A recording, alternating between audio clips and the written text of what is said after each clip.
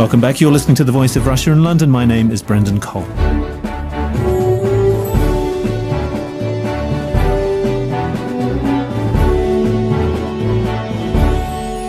Britain's government has given the go-ahead for the UK's first ever nuclear power station in a generation. With the backing of France's EDF Energy and a consortium of Chinese investors, among others, they will build the Hinkley C plant in Somerset. It comes at a time when other countries are scaling back nuclear power stations, such as Germany in particular, especially after the accident at Fukushima in Japan renewed fears over the safety of nuclear energy. But at the heart of the debate is energy security, and how should a country go about securing this? Have the concerns over nuclear safety been put to rest, and how does nuclear fit into a broader energy mix? I'm joined in the studio by Professor Nicholas Pidgeon, who's Director of the Understanding Risk Research Group at Cardiff University. Also here in the studio is Keith Parker, who's Chief Executive of the Nuclear Industry Association, and Fiona Harvey, who is Environment Correspondent for The Guardian newspaper. Well, first of all, Keith Parker, is it a good idea? It is a good idea. There is a pressing need in the UK to replace our existing generating assets. Aging coal and nuclear stations will be coming to the end of their operating lives. And so there's a need to replace them and to maintain the security of our energy supply, and also to reduce dependence on imported energy sources, particularly imported gas. In addition, there's a need and the government objective to reduce the emissions of greenhouse gases, carbon dioxide in particular, from the electricity sector. And so the need is to replace those fossil fuel stations with those which don't produce the same sort of emissions, which means moving towards renewables, nuclear power and carbon capture and storage. So it ticks all the green boxes, Nick Pidgeon. We've been studying at Cardiff, alongside the UK Energy Research Centre programme, views on nuclear energy, and as part of that we've looked at the way in which people view the key drivers of the energy mix in the future. That would be energy security, has been mentioned, the need to tackle climate change, and also we mustn't forget affordability for ordinary people. And I think all three of those are very important to people as policy priorities. That doesn't necessarily mean that the mix has to be purely nuclear. I think our research has shown, in fact, that the desire is for, if anything, a replacement of the current fleet, but that people would rather have a more renewable future further along the line. So people think about it in terms of short-term and long-term targets here. Fiona Harvey, there's certainly been criticism of this being perhaps out of date by the time it rolls around in 2023. I mean, what do you make of the idea of this technology taking 10 years and being extremely expensive to build? There are several problems, and as you rightly say, extremely expensive. So the price that EDF, the French state-backed, mostly state-owned nuclear utility, will get from this is going to be at least £80 billion, which is a lot of money. That's about £3.5 million per day of the operation of the plant. And that's the minimum. The other issue is that, as you say, it won't come on stream till 2023. Now, our other nuclear power plants are coming offline before that. We've got coal-fired power plants that are coming offline before that. We've got gas plants that have been mothballed. So we're looking at energy security issues within the next few years. So we're looking at some people have said potential blackouts in 2015. So looking at a plant that will come on stream at the earliest in 2023 is not going to help us through that energy gap. Do you sense a feeling of urgency with this particular case? Because presumably a lot of the people in power at the moment won't be there to cut the ribbon in 2023. I think you'd need to ask David Cameron and Nick Clegg about whether they'll still be here in 2023. Yeah, this is several changes of government potentially away. And the issue is that simply it takes a long time to do a nuclear power plant. We've seen in other countries that not only does it take usually longer than the initial projection, but also it comes in more expensive than the initial projection. So we can expect, if other countries are anything to go by, budget overruns, cost overruns, and we can expect that it may well be, years after 2023 that we actually see this producing power. Keith Parker, I suppose a lot of the criticism is that this is lousy value for money, and especially given that the government is guaranteeing payment to the operators linked to consumer price index, and we could be looking at astronomical costs in the future, couldn't we? I think you need to regard this as an investment for the future. I mean, it's true that nuclear, alongside other low-carbon generating technologies like renewables have high upfront capital costs.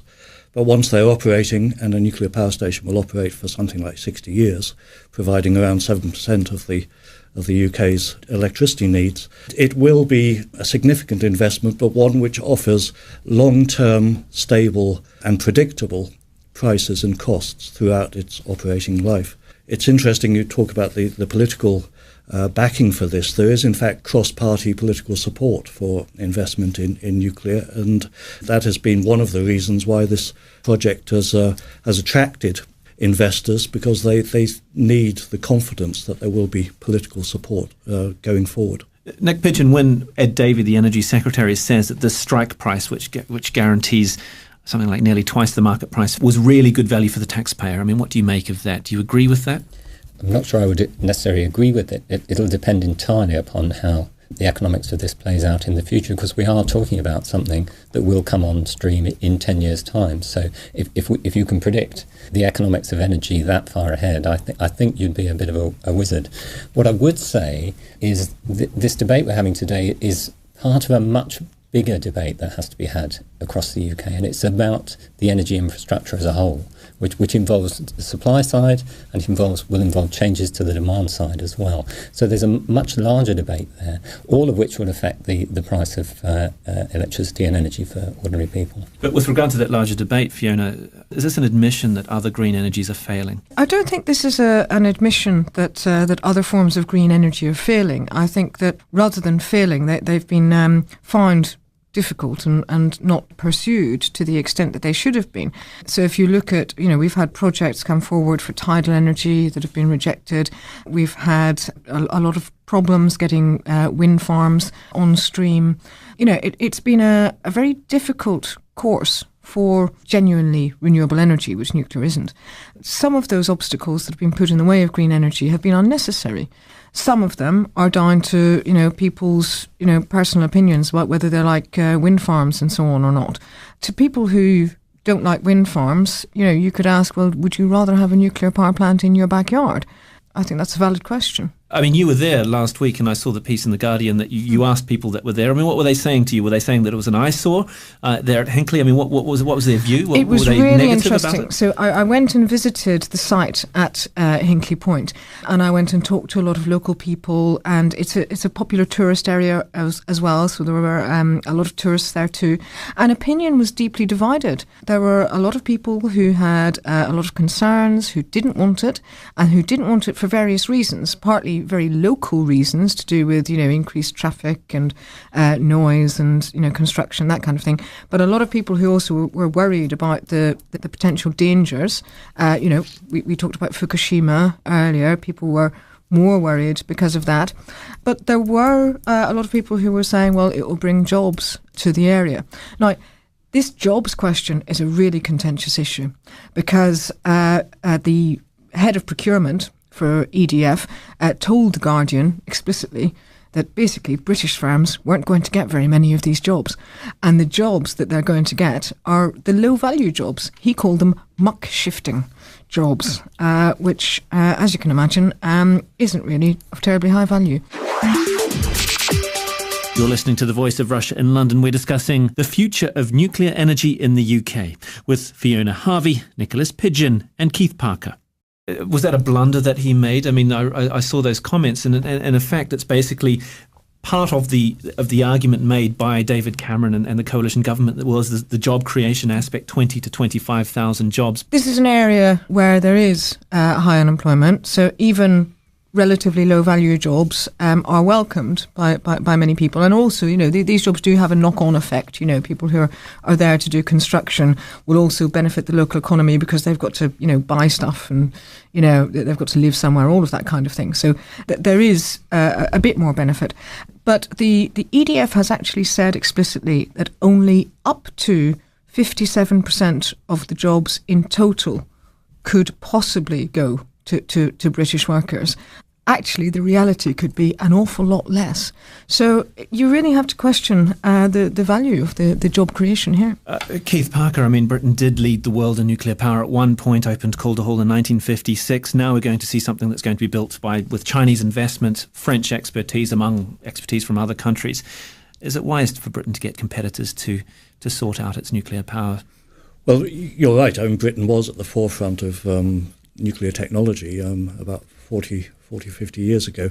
And we still have a well-established and very capable nuclear supply chain. It's undeniable that in the last 15, 20 years or so, we have lost some of the skills in new nuclear build, although we have continued operating nuclear power stations, doing a lot of work on decommissioning older power stations. So the skills base is there, but it needs to be revived. And one of the benefits of this particular project and subsequent nuclear projects will be that it will give the incentive to companies in the supply chain to improve their skills base, their capability, and to be able to compete for the work that this project and others will create.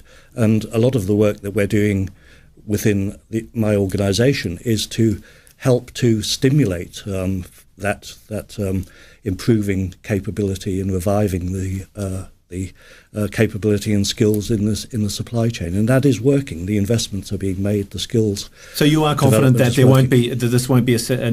Britons will be involved in hod carrying, but this will be an impetus to improve the skills base, and that by the time it comes online, there will be British expertise involved in this particular project. Part of the issue here is that it is 10 years before this plant is due to be operating, so there is time for British companies to make their mark, to prove themselves to the investors and developers here, and there is a lot of that going on, and there is a willingness on the part of EDF and its investors, as well as the other companies which are prepared to invest in nuclear, to use British companies and British expertise.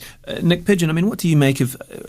Is there a concern that this potentially could distort energy policy, and newer, cleaner technologies which are dropping in price will be displaced by a big project like this that's going to cost £16 billion and take 10 years to put online? Well, I think whenever you commit to a technology that requires a large amount of investment, particularly if one builds maybe more than this one station, 3 or 4 stations over a longer period of time, then you get what analysts have called technological lock-in, that you do become dependent on single technologies, and that can remove flexibility from the system. So a good example is in Japan. As a result of the Fukushima accident, electricity has become much more expensive because they've switched off some of the nuclear stations for safety reasons and have had to now import lots of expensive gas. So one of the dangers potentially of going on a high nuclear path would be that if there were any incident that led to loss of electricity from those plants in that way, then we would be open to very high prices from external imports of fuel. And on the Fukushima question, Fiona, over the last few days I've spoken to people who have insisted that the radiation has been negligible, although that's not the view of people taking exports from Japan, for instance, South Korea, which views the radiation there as significant. But I'm wondering, from your perspective, do you think that what happened in Fukushima has somehow skewed the argument about safety of nuclear energy, or has it raised concerns that we should be taking seriously? And certainly Germany has cut back its nuclear program because of what happened at Fukushima. You need to look at 2 aspects of what happened at Fukushima. One is that it was a very bad incident, and it did have very serious consequences. But, fortunately, in that incident, it wasn't as bad as it could have been. A lot of the sort of safety mechanisms did prove to be working. So it's a sort of a double-edged sword looking at it like that. But yes, I think people have genuine concerns. And, when I talked to the people living at Hinkley Point, they did bring this up. The word Fukushima came up repeatedly. So people do have genuine concerns about this, and we do have to look at that, and we have to be very careful. And so I think you've got to look very, very closely at the regulation of any nuclear power plant. And we haven't built a nuclear power plant in this country for so long that I think you need to ask whether the regulations that we've currently got in place are fit for purpose, or whether perhaps we need to overhaul them, because it was 1995 when we last built a nuclear power plant. So maybe we need to revisit the regulations. And make sure that there are assurances made to the people. I'm wondering, from certainly what I've seen in the last week, there haven't really been those assurances over the safety of nuclear waste, for instance? I mean, that's got to be a priority for the government, doesn't it? Well, waste is a priority. If I would just say something about the nature of regulation. I mean, the design of the reactor that would be built at Hinkley Point, the European pressurised water reactor, has been the subject of a very lengthy and detailed safety assessment by the nuclear operator over 4 years. And that work was done in advance of construction in order to provide that sort of assurance that it would be acceptably safe to be built in the UK. The question of waste, which is one that has to be dealt with. I mean, there is a significant amount of existing waste from the legacy of early nuclear stations, nuclear facilities. That has to be dealt with. The government has a policy that there will be a deep geological repository for handling or managing this waste ultimately, and that policy is being pursued, and it's one where we believe there are technical solutions available to the waste issue. What is needed is, if you like, the sort of political will to get it going. But in the meantime, the waste is safely stored and contained at the sites or at Sellafield.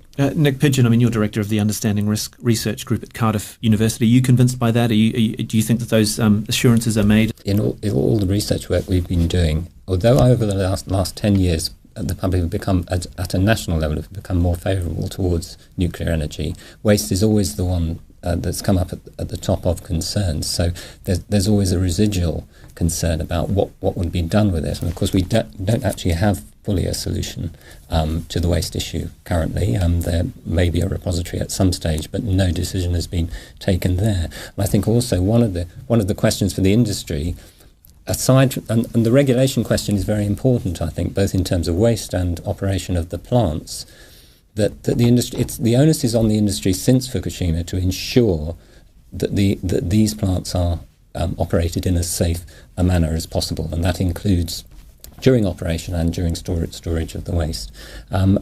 Locally, I'm right in saying that the pressurised water reactor, as at Sizewell, the waste will be stored on site for about 60 years. I think that's right. So again, that's something that the conversation has to be had with the local communities about their views on that. What's your reaction to that, Fiona? I think a lot of people in the local communities still have genuine concerns about that, and I don't think that they have really been asked the question. This new facility is about to be built. It's being built alongside an existing nuclear facility, so that's sort of less problematic than finding a greenfield site somewhere. But a lot of the people I spoke to said that they didn't feel that they had been informed either by the company EDF or by the national or local government about all of the implications. And certainly this issue of waste being stored on the site, most people are not aware of that in the local area. That's my finding. Obviously, that's very unscientific because I was just, wandering around talking to people. You'd need to do a proper survey to find out, exactly what the awareness was. But that's certainly what I found. So they do still remain to be convinced, Keith? I'm surprised that people feel that they have not been given enough information. I mean, the nuclear energy policy, if you like, the national policy was the subject of extensive public consultation several years ago, whereby the government made it clear certainly what their policy intention was, and then had a variety of public consultation methods and measures to ensure that public concerns were listened to.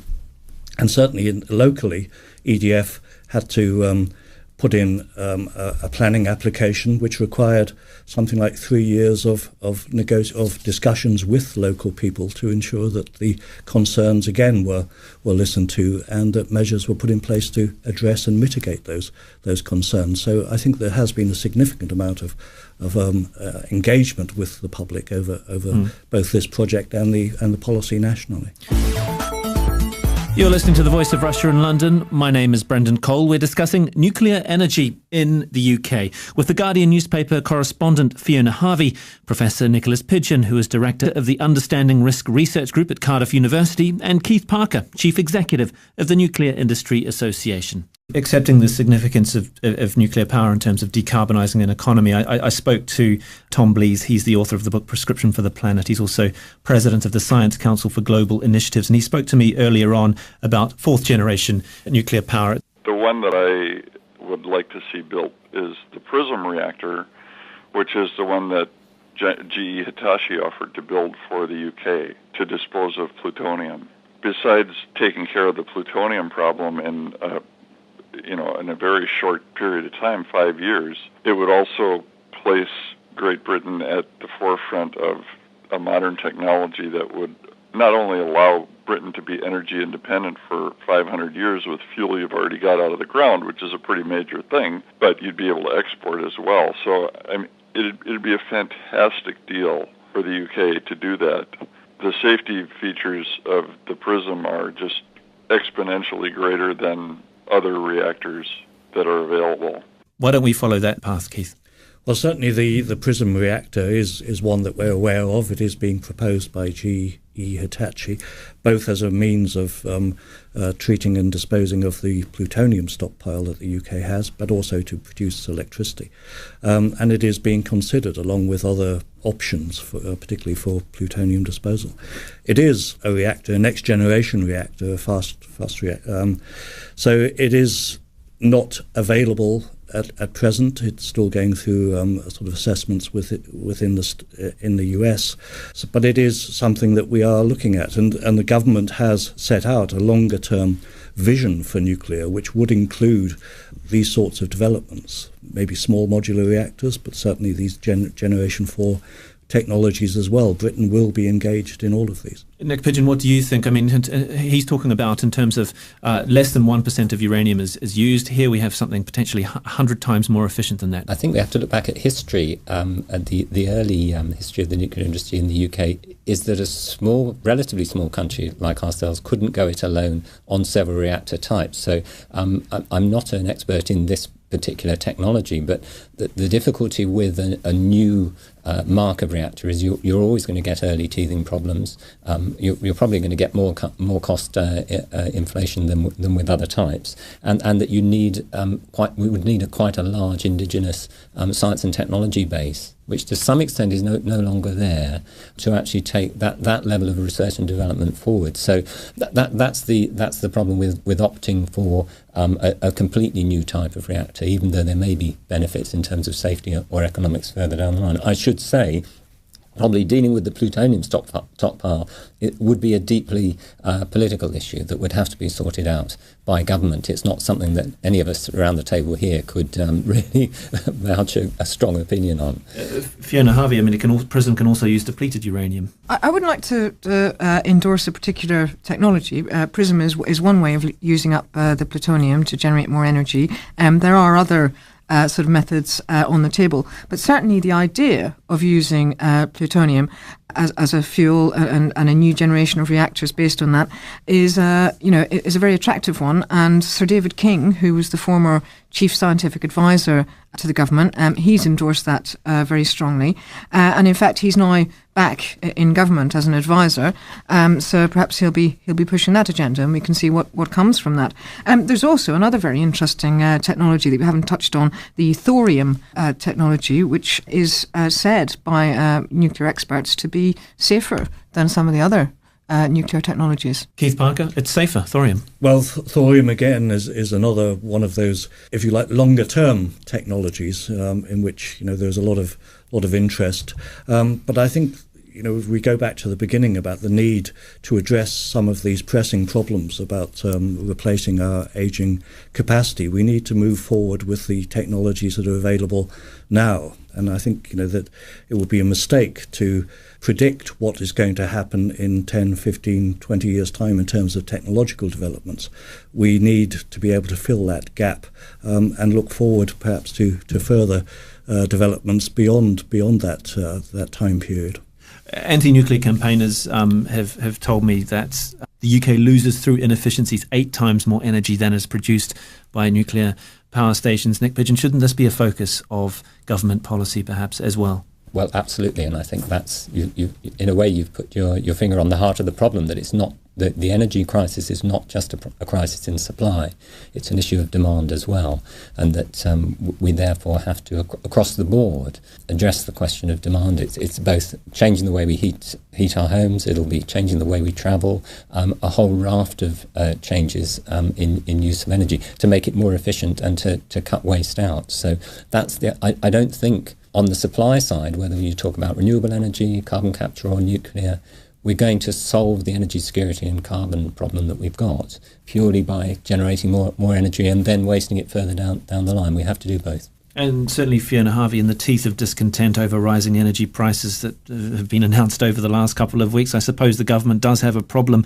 especially now that David Cameron is looking at rolling back green levies. I'm wondering where Hinckley fits into this debate about energy security. I mean, do you see potentially in 10 years' time, when it does come online, that we will have a very different energy mix in the UK? Well, we can hope that we do have a very different energy mix by then. At the moment, the energy mix has been affected by coal-fired power plants coming out of service, nuclear plants soon to come out of service.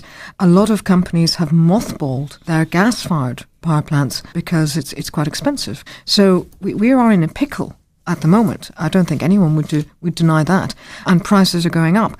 And just on this point of energy efficiency, the government's only policy on energy efficiency, which is the Green Deal for households and the energy company obligation, which are supposed to give people loans to improve the energy efficiency of their homes. And we have the leakiest, draftiest, coldest homes in Europe.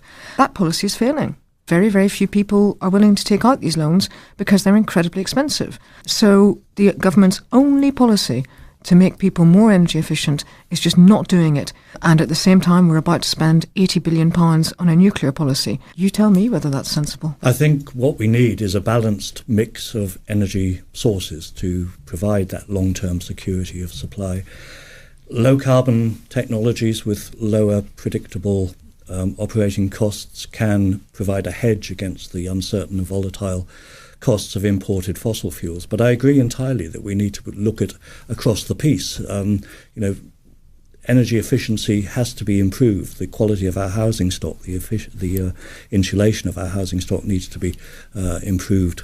It's not just about the generating side, but we do need a mix of technologies in the generating in the generating side.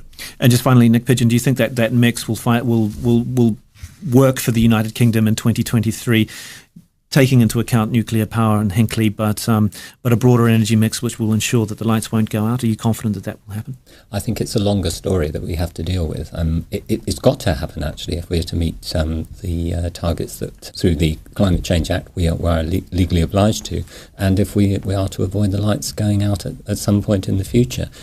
So there's a need for, in a sense, a root and branch look at all of this. Nuclear is only a part of the issue in relation to actually changing the infrastructure over the longer term. So there's a much wider and larger set of issues embedded with all of this, which are only likely to get more, I think, contentious. That's Professor Nicholas Pidgeon, Director of the Understanding Risk Research Group at Cardiff University. Also here in the studio, Fiona Harvey, Environment Correspondent for The Guardian newspaper, and Keith Parker, who is Chief Executive of the Nuclear Industry Association. Thank you all for joining me, Brendan Cole, on The Voice of Russia in London. The Nuclear Industry Association, and Fiona Harvey, who is Environment Correspondent for The Guardian newspaper. Well, first of all, Keith Parker, is it a good idea? It is a good idea. There is a pressing need in the UK to replace our existing generating assets. Aging coal and nuclear stations will be coming to the end of their operating lives. And so there's a need to replace them and to maintain the security of our energy supply, and also to reduce dependence on imported energy sources, particularly imported gas. In addition, there's a need and the government objective to reduce the emissions of greenhouse gases, carbon dioxide in particular, from the electricity sector. And so the need is to replace those fossil fuel stations with those which don't produce the same sort of emissions, which means moving towards renewables, nuclear power and carbon capture and storage. So it ticks all the green boxes, Nick Pigeon. We've been studying at Cardiff alongside the UK. Yeah, this is several changes of government potentially away. And the issue is that simply it takes a long time to do a nuclear power plant. We've seen in other countries that not only does it take usually longer than the initial projection, but also it comes in more expensive than the initial projection. So we can expect, if other countries are anything to go by, budget overruns, cost overruns, and we can expect that it may well be, years after 2023 that we actually see this producing power. Keith Parker, I suppose a lot of the criticism is that this is lousy value for money, and especially given that the government is guaranteeing payment to the operators linked to consumer price index, and we could be looking at astronomical costs in the future, couldn't we? I think you need to regard this as an investment for the future. I mean, it's true that nuclear, alongside other low-carbon generating technologies like renewables, have high upfront capital costs. Energy Research Centre programme views on nuclear energy, and as part of that we've looked at the way in which people view the key drivers of the energy mix in the future. That would be energy security, has been mentioned, the need to tackle climate change, and also we mustn't forget affordability for ordinary people. And I think all three of those are very important to people as policy priorities. That doesn't necessarily mean that the mix has to be purely nuclear. I think our research has shown, in fact, that the desire is for, if anything, a replacement of the current fleet, but that people would rather have a more renewable future further along the line. So people think about it in terms of short-term and long-term targets here. Fiona Harvey, there's certainly been criticism of this being perhaps out of date by the time it rolls around in 2023. I mean, what do you make of the idea of this technology taking 10 years and being extremely expensive to build? There are several problems, and as you rightly say, extremely expensive. So the price that EDF, the French state-backed, mostly state-owned nuclear utility, will get from this is going to be at least £80 billion, which is a lot of money. That's about £3.5 million per day of the operation of the plant. And that's the minimum. The other issue is that, as you say, it won't come on stream till 2023. Now, our other nuclear power plants are coming offline before that. We've got coal-fired power plants that are coming offline before that. We've got gas plants that have been mothballed. So we're looking at energy security issues within the next few years. So we're looking at some people have said potential blackouts in 2015. So looking at a plant that will come on stream at the earliest in 2023 is not going to help us through that energy gap. Do you sense a feeling of urgency with this particular case? Because presumably a lot of the people in power at the moment won't be there to cut the ribbon in 2023. I think you'd need to ask David Cameron and Nick Clegg about whether they'll still be here in 2023.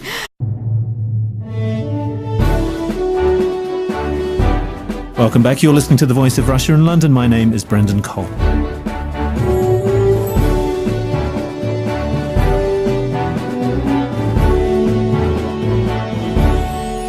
Britain's government has given the go-ahead for the UK's first ever nuclear power station in a generation. With the backing of France's EDF Energy and a consortium of Chinese investors, among others, they will build the Hinkley C plant in Somerset. It comes at a time when other countries are scaling back nuclear power stations, such as Germany in particular, especially after the accident at Fukushima in Japan renewed fears over the safety of nuclear energy. But at the heart of the debate is energy security, and how should a country go about securing this? Have the concerns over nuclear safety been put to rest, and how does nuclear fit into a broader energy mix? I'm joined in the studio by Professor Nicholas Pigeon, who's director of the Understanding Risk Research Group at Cardiff University.